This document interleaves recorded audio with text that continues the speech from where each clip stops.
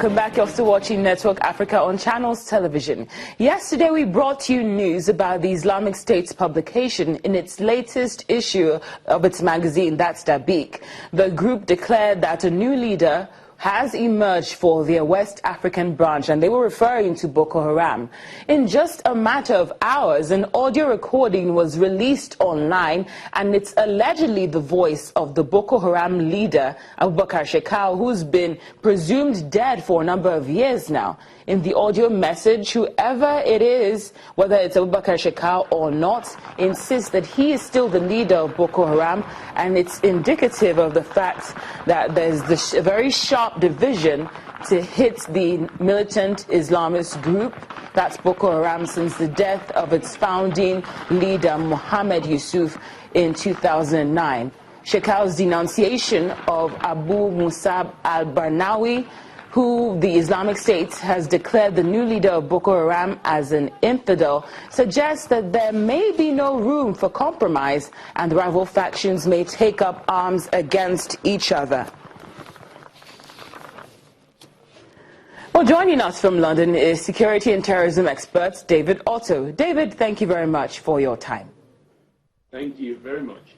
Now, the fact that an audio message has been released as opposed to a video message, doesn't that actually draw a lot of speculation as regards if that is actually Shekau's voice? I think it doesn't actually, because for the past 1 year now, Shekau hasn't, since he actually pledged allegiance, Boko Haram pledged allegiance to the Islamic State. Shekau has not shown any videos of himself. He's used audio messages instead. I think the indication has been that there's a high probability that he's incapacitated in some way, and that actually appearing on a video would actually create a lot of suspicion of his capability. So I think he's in such a state that bringing out a video would be a lot more of a disadvantage to his power and authority that he's been having since 2009. But I don't think this is the most important lesson that we get from this recent audio. Mm-hmm. I mean, the indication is that there is, as you rightly mentioned, there is a big and huge split between Boko Haram. And that is the main concern with Abu Musab al-Barnawi, who is actually the son of late Mohammed Yusuf. So I think the problem here is, as we remember, last month, ISIL actually sent a warning to Abu Shekau, saying to him he should stop, using women and children as suicide bombers. This was a warning letter to Shekau, and now he's been replaced by al-Barnawi, who himself was a spokesman of Boko Haram until 3 months ago. So this is a huge blow to Shekau himself, and what we should be expecting is that we'll have factions, with different targets. Before it gets to the point where we might actually see factions, which we hope will not be the case. Will this not affect the allegiance which both groups have? It's very difficult, because they believe in one ideology. Having an allegiance, with the Islamic State, the key element of that is how they share intelligence, how they share surveillance, how they share militants, and also how they share resources in terms of money. Because, Shekau would need money in order for him to be able to run his organization. Yes.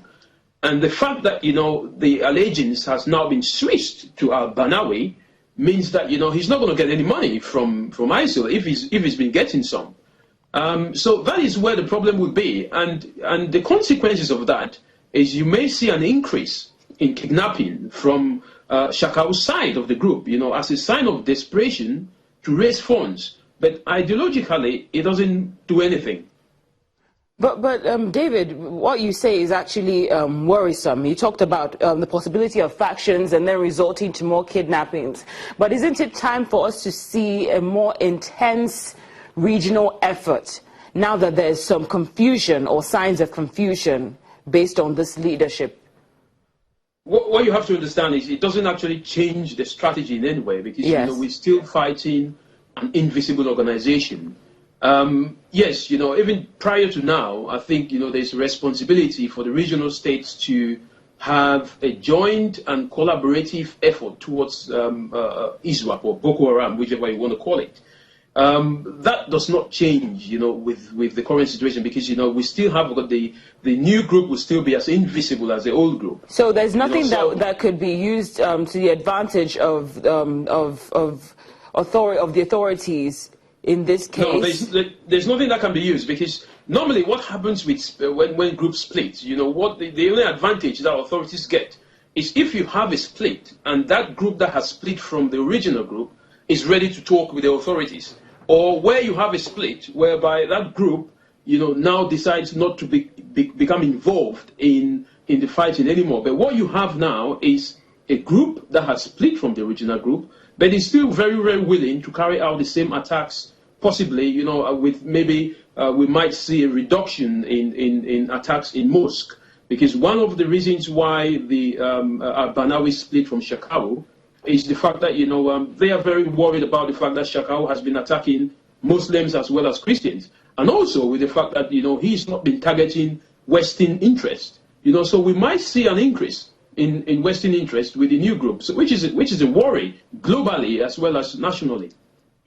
But that's what I'm trying to take something from you, David, here. Yes. Are we just supposed to sit back, and authorities are just supposed to sit back and say we can't do anything about the situation? There should be something that we can take that can be taken from this to intensify the clampdown on these groups. Well, the only thing that authorities can do is rely on the fact that yes, Shekau would be resource-wise, he's going to be weak, but the counter is that he's got more militants to fight on his side than the new group. So the new group has to be able to settle down before they can get the kind of resources that Shekau used to have. Okay. So it's going to be difficult for the authorities to use this as for an advantage. The only thing they can do is increase their effort. But who are you fighting? These guys are still invisible. Yes. Well, security and terrorism expert David Otto, thank you very much for your time on Network Africa. Well, from northern Nigeria, we turn our attention to southern Malawi. Traders there are being encouraged to effectively process their fish and increase incomes by using solar tents to dry fish.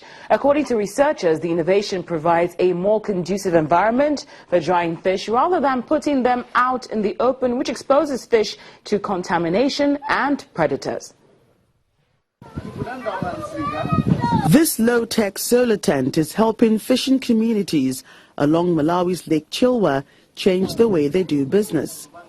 The tent, made from polythene and a wooden frame, is able to trap warm air and allow fish to dry faster in a clean, controlled environment. Traders say they are now able to sell better quality fish that fetch a higher price. They say fish dried here also has a longer shelf life. I can tell you that I am a very happy and thankful woman because of this solar dryer project. When we collect fish from the lake, we dry it inside the solar fish dryer, and it doesn't take long to dry because it's so hot. The project is part of a study by Cultivate Africa's Future, a fund supported by the Australian and Canadian governments that wants to develop new business models for fish processing. Normally they would take 1.5 to 2 days to dry. In here they will put it in the morning. By the evening they would be taking the fish out. So it reduces the amount of time that the fish processors would take to dry it. It also prevents loss of the fish due to predation by some birds and what have you, and dust. And ideally, it also does reduce increase the quality of the fish. Fishing is a crucial source of employment and nutrition in Malawi. Yet 40% of fish is lost during processing, and that's according to Canada's International Development Research Centre. Fish here is mostly processed through sun drying, frying or smoking. Traders are being encouraged to adopt improved processing methods like using kiln that require less wood to smoke their fish. Still to come on Network Africa, we look at how students in South Sudan strive for education in the midst of the crisis.